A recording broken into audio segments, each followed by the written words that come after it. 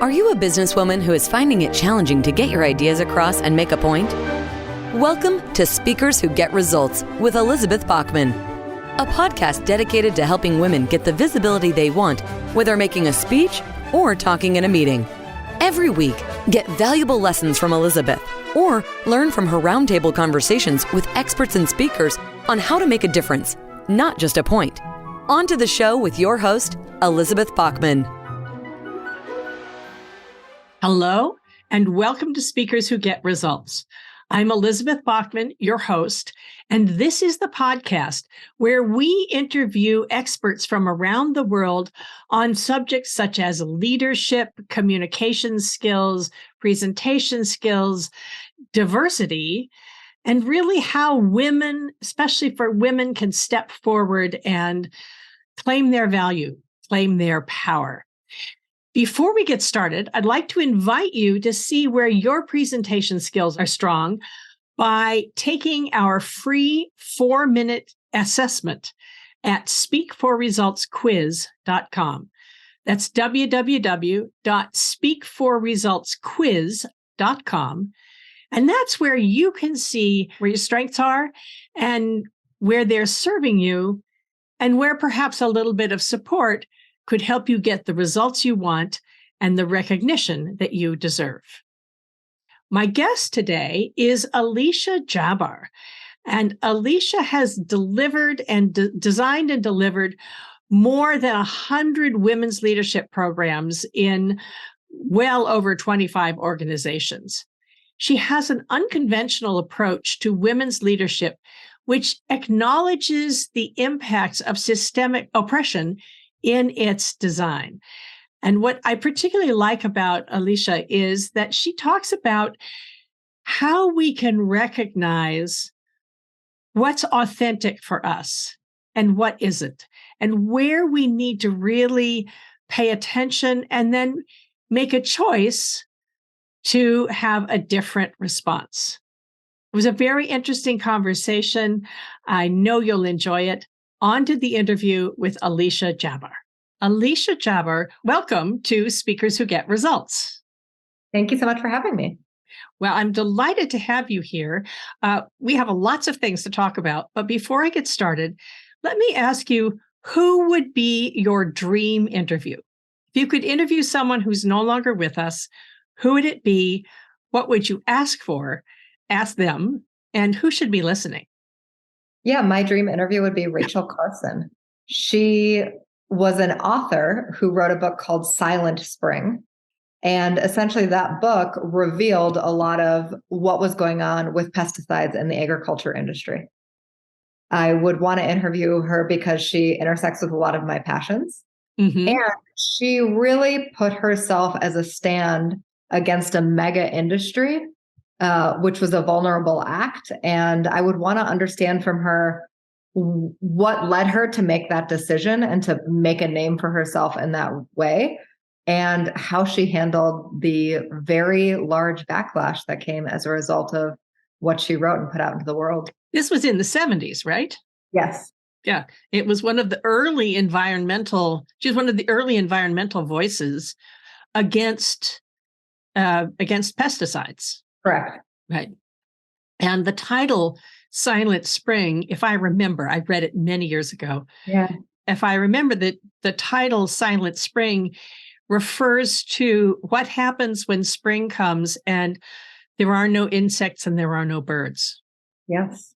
Well, that would be fun. I do remember I learned all about her as a high school student when we were first talking about Oregon was the first state, let's say, that had a bottle bill where you had to pay to then recycle bottles. And so that was one of the cool things. And we all read Rachel Carson. So thanks for reminding me about it. I have to go reread the book now. Yeah, she's brilliant. That's great. So Alicia, you now work with leadership. What I really liked about learning about you is that you talk about women expanding their leadership capacity. Mm-hmm. Can you tell me a little bit more about what you mean by that? Yeah, one of the things that I heard early on in working with women was this idea of not wanting to do something inauthentic. And this notion that if I stretch myself differently or show up differently than I would want to in an ideal scenario, then in some ways I'm being inauthentic to myself. And part of what I help women understand is a reframe of that fear or that notion that something would be inauthentic. Not that there are not inauthentic things, Right. but really, as you broaden your career and work in different contexts and have different outcomes for those different contexts, you're going to need to use yourself in different capacities. Okay. So I have a concept I call respondability, which is as in responding to something, right? Yeah, the ability to respond. Okay. And that respondability is about being able to show up differently depending on what the circumstances require. That is beyond your reaction or your go-to worn well path that may work 60% of the time, 70% of the time, but you're going to need an additional 30 to expand your skill set for new scenarios and new contexts. I've been thinking a lot lately about authenticity. It's a word that is bandied around a lot. What does that mean to you, to be authentic or not be authentic? Yeah, I would say that for me, authenticity is bringing more of yourself to more of your life more frequently. And that more of yourself is tricky territory because throughout our lives, we get boxed in by ourselves and by other people. And I think we carry more multitudes than we see at any given point in time. And so part of authenticity is acknowledging that breadth or depth that you're holding within yourself. Okay. And bringing different parts of you, maybe stretching. Yeah, absolutely. What do you do if something does not feel authentic? How can you react? How can you cope when you feel like you're not being authentic? Yeah, I think when somebody says they don't feel like they're being authentic, I have a bit of a pause there. Okay. In a lot of my work, I work on body signals more than our logical brain would have us know. So I want the women I work with to understand the difference between something that feels inauthentic in their body and just feels a little diseaseful because it's in new territory. For our international listeners, dis-ease. So lack of ease, you mean? Not feeling comfortable? Tension, buzzy, doesn't quite sit right. Just feels like there's more energy coursing through you, which a lot of people associate with inauthenticity. And really, it can be nerves because you're in new territory or discomfort because you're doing something for the first time. So I always want to get a little more clear on what exactly feels inauthentic and to hold back the tendency to say something's inauthentic the first time you do it. Okay. Tell me more about that. Yeah, I think you have to, do something initially, learn a little bit, refine, try it again. And then you may end up in this, that's just outside of who I am. I don't want to operate like that. I'm not going to be in the context of this. And that's an okay decision to make for yourself. But I find that women tend to make that decision a little too early on. So you have to actually try it. One of the things that I kept saying over and over again, and then I have to say it to myself to take my own advice, because I'm a fairly flawed human being doing the best I can, is that the voices in your head will speak up anytime that you're stretching, anytime that you're trying something new.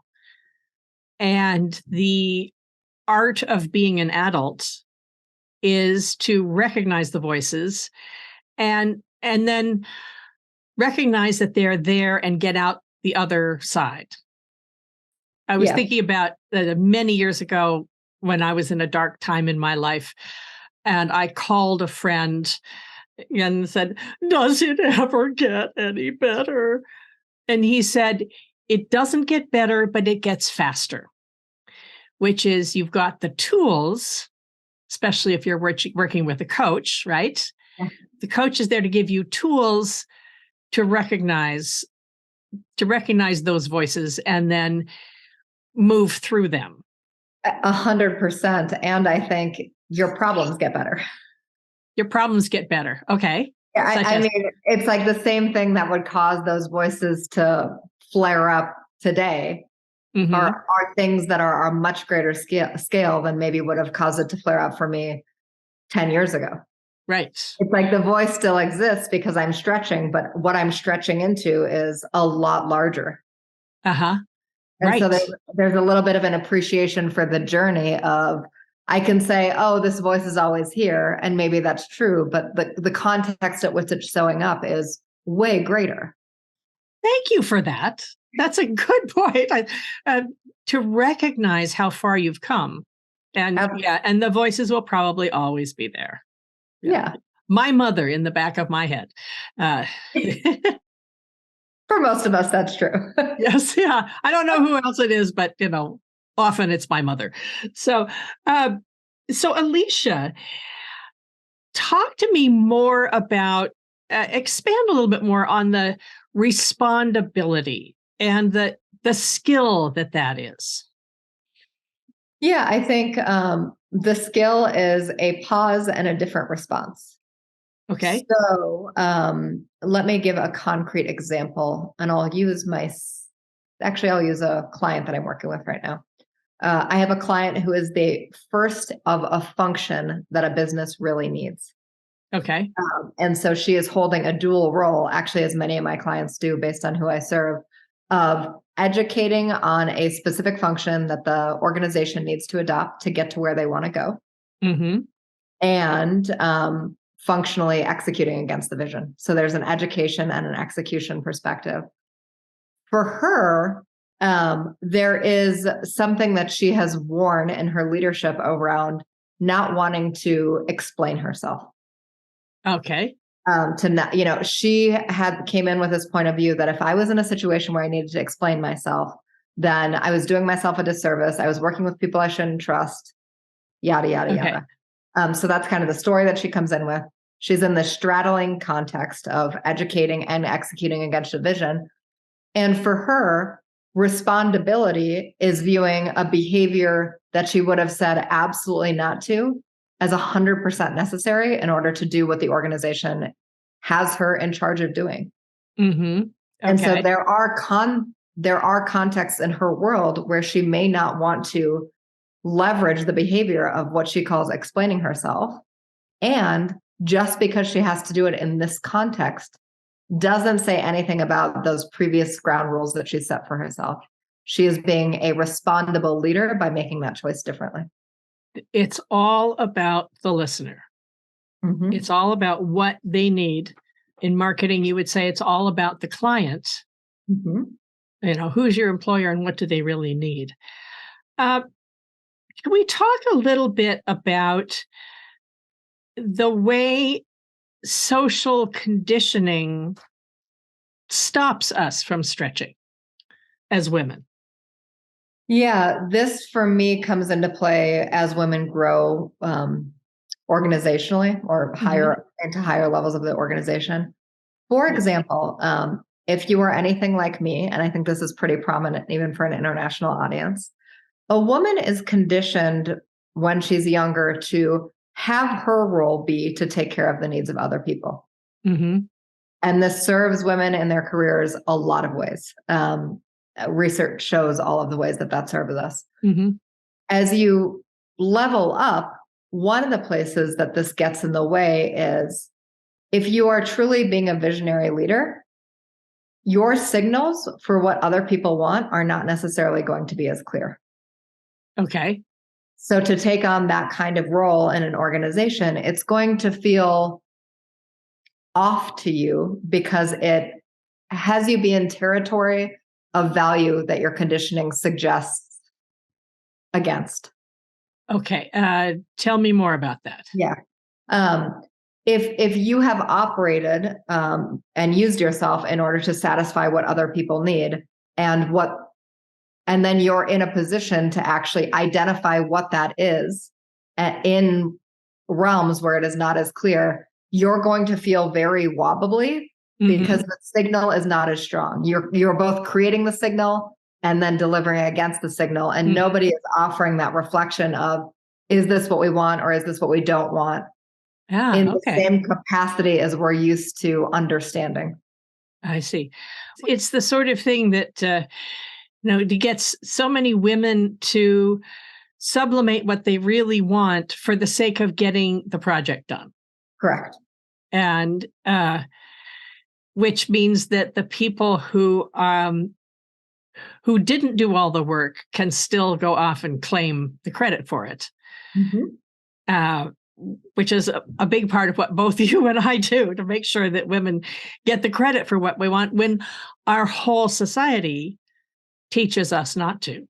And yes, to take care of people is important. Or to feel like the job is done when others have gotten the credit. Right. If I'm conditioned to have my value be when other people are satisfied and those other people's dreams, desires, values, whatever are satisfied, it can feel like my job's done here. And then we leave ourselves in the background and forget to pull ourselves forward because that's not how we're taught to relate to ourselves or to other people. So that is a stretch. Talk a little bit more about how it feels then, how you come up with the courage to stretch and reach for something greater. One, you just do it. With the anticipated value of how stretching into that territory may serve you to get towards what you're wanting. And then an analogy that I like to use a lot in this realm, especially around giving voice or showmanship of your work, is a little bit of a reframe where most women I know have worked with somebody who does this in a version that we would label obnoxious. And meaning talks about their work, takes credit for things that aren't theirs. Yeah.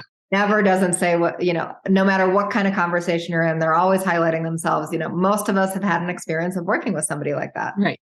And so when we think about stretching into territory, about being more vocal about our contributions, what we've contributed, we always have that version of somebody in our mind.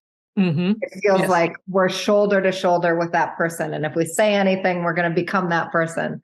Yeah. And so I really like to have women understand, there is a spectrum. Yes, you are pointing yourself to that type of person. And there is a great distance between you getting a little bit more clear or a little bit more vocal and that worried version of who you will turn into if you dare step into this territory. Yes. Yeah. And actually, that's true. That's an objection I hear a lot. It's a huge part of my work is to get women to acknowledge what they're really good at and talk about it. Because if you wait, certainly, I wasted years waiting to be recognized for the good work I was doing and watching other people get the jobs I wanted. And I didn't realize until considerably later, till I started doing this work, that, I didn't get the credit because I never asked for it. And I didn't tell people how I could solve their problems. Even in my career, I spent a long time in strategic partnerships with a revenue number attached to me. Yes. And I thought, as long as I'm hitting the target, the work is visible, we're all good here. And I've come to realize in my work, the way that I view it is there are two sides of leadership, what you're doing and who you're being. Okay. What you're doing and who you're being. I like that.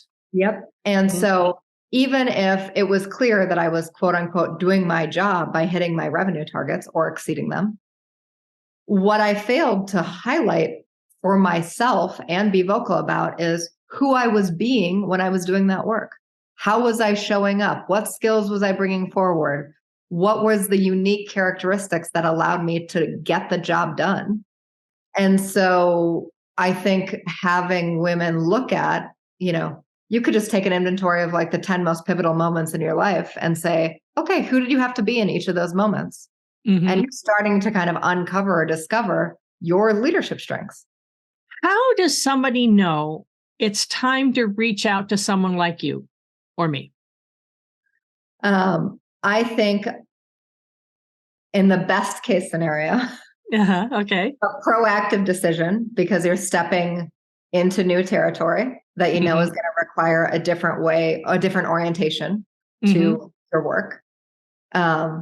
Or you've got a clear vision for new territory that's going to be different. Okay. I think that's like the best case scenario. You can be proactive. Secondary to that is when you feel like you're banging your head against the wall. When you're stuck. Yeah.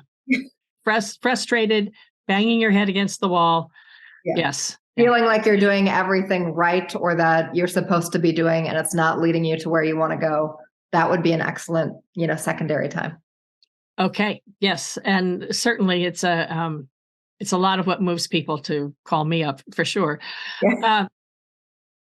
Talk to me about, you said once we were talking that women don't need skills or they don't need more skills. Yeah. That sounds like a heresy. Tell me what you meant by that. What I mean by that is there is this idea or this operating viewpoint that in some way, the reason why women are not getting ahead or getting to higher echelons within organizations is because they lack skills. They lack the skill. Okay. And for me, that holds a narrative that women are broken in some way. And I actually think what's most needed is a complete paradigm shift from that. And really, like what I was saying more around authenticity, we need to get comfortable bringing more of ourselves into our work in more robust ways. So it's not a matter of brokenness. It's operating from a set of wholeness that you might not be able to feel or appreciate within yourself right now. But I also think that a lot of it comes from our definition of business was built, Western business was built by men. And, fair enough. Western business was built by men on the principles that work for men. And part of what's been happening in the last few years, but not nearly enough, is how to value women for what women bring. The ability to manage a team, the ability to see the issue before it crops up and solve it in advance so that you don't have a problem. And how can we educate the world to value women for what women are good at? Bearing in mind, this is a huge generality, I realize. I appreciate that disclaimer. I have to say that all the time. I will say that my work is more in getting women to recognize that value. Thank you. Okay. Say more about that. Yes. Because if enough women start to collude with the storyline that those things are not valuable, then we will eliminate those tools from how we show up, thus eliminating ourselves. And wait, and what you mean is if enough women buy into the old narrative that the things that men value are the things that we should be able to do. Yeah. Yeah. I think about the 1980s and the early women in business who had to be just like the men. Yeah. And then that gets perpetuated because of the sacrifice those women made in order to be just like men. Right. So I think I want to believe that the system needs to change. Yes. The view of what's acceptable needs to expand. And you just pointed to the 80s. Women have been waiting a very long time for that to happen. Yes. And the best strategy is not to just keep waiting. It's actually on an individual level to start debunking some of that narrative for ourselves about what's valued and really get grounded and confident in ourselves and what we bring that may not be valued yet systemically. But if we can hold on to it here, and I know that takes a ton of work, but we're causing tension in the system that is going to be harder to continue to uphold the same paradigm. I think that the whole movement about valuing emotional intelligence in some ways is trying to teach men to think like women. Because women often value emotional intelligence too much. And one of the things I had to learn as a boss was keep my eye on the bigger picture instead of worrying about the one person who was unhappy. Yeah. Recognize the 90% who were very happy and not obsess over the 10% who are perhaps not happy for reasons of their own, had nothing to do with me. Tell us a little bit more about when somebody comes to you. How do you start? What's your process working with a new client? Yeah, I see my view as a coach to really get into the client's world. Mm-hmm. So who are they? What is their life like? Like my job is to embed myself in their paradigm and to be in it with them to understand where they are and what's going on. Mm-hmm. And I have a process for getting there quickly because I like efficiency. Okay. You like efficiency. Good. I just don't want to waste somebody's very valuable, precious time. Right. And then from there, really helping them see more than they can see from where they sit. Okay. And once that view is expanded, then what they're able to create, initiate, do, behave, all comes from a wider range of what's available to them and who they really are in the world. When someone begins to notice, what are the tendencies that you notice when someone starts to go, oh, I see what's going on here? Like on the cusp of what I would call an aha. Oh, an aha moment. Or describe to us a couple of aha moments you've had with clients. Yeah, this is my favorite kind of way of being with clients is helping. I call it like a 10-degree turn. Okay. Like we think that transformation is just like a 180-degree shift. I actually think it happens more in like 10-degree turn, integrate that learning. 10-degree turn, integrate that learning. I love that. I love my sessions with clients to be about identifying something that is a 10-degree turn. Okay. So an example of that is I have a client who was feeling like she wasn't able to achieve what she wanted to achieve. Okay. She was in that stuck place, the frustrated place. Mm-hmm. And it leading into the what's wrong with me? Why can't I do this? That whole narrative that I'm sure many listeners can relate to, myself included. What really was happening is this person was bored with their work. She was bored. Okay. Yeah. But just like a 10-degree shift is actually reframing it from, this isn't working to I'm actually bored and I don't want it to work. Ah, okay. So a total shift in viewing what your circumstances are. And then the question shifts from how do I get more successful to how do I actually get more energized? Like, what do I need to shift in order to get engaged with my work again is a different question than what do I need to do to get this done? Okay. I love that. So did she change her position? Did she add something? Did she come up with different ways of viewing her work? What happened? From there, we kind of looked at, what type of work has engaged her historically? What are the threads within that? How can you go identify opportunities within your organization that will actually create that spark that you need to stay engaged in your work? And did it work? It did work. Okay. I love that. There is this major reframe away from what's wrong. The orientation is what's wrong to actually what information is true for me and what does that make possible for me? Yeah, that makes me think of one of the things that the great Kimmy Avery taught me was that men will treat a failure or a reverse as information, and girls will say that it's personal. Mm-hmm. It's not that the project didn't work, it was I failed. Or I couldn't get that appointment, that means they hate me. And making it personal. And it reminds me of the movie You've Got Mail, where Tom Hanks says to Meg Ryan, it's not personal, it's just business. And when I first saw that, I said, yes, it is personal. It's it's her beloved store and her memories and so forth. And it was not sustainable. So the company went out of business. I go back to that now and think about how can you treat treat this as information instead of there's something wrong with me. Yeah, absolutely. And, I see that same paradigm a lot with women who reach some level of success. Mm-hmm. And then they're just not very satisfied. Because what they were gunning towards wasn't actually interesting to them.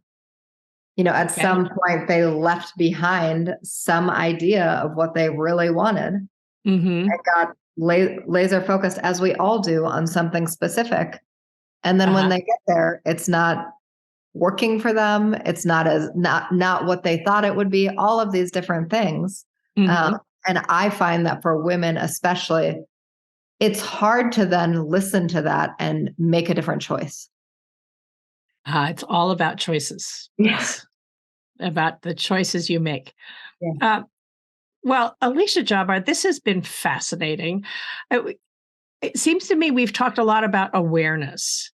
So let me ask you, if somebody's listening to this and they think, oh, that's me they're talking about, what is the first question you could ask yourself to become more aware of how you might be limiting yourself or fooling yourself?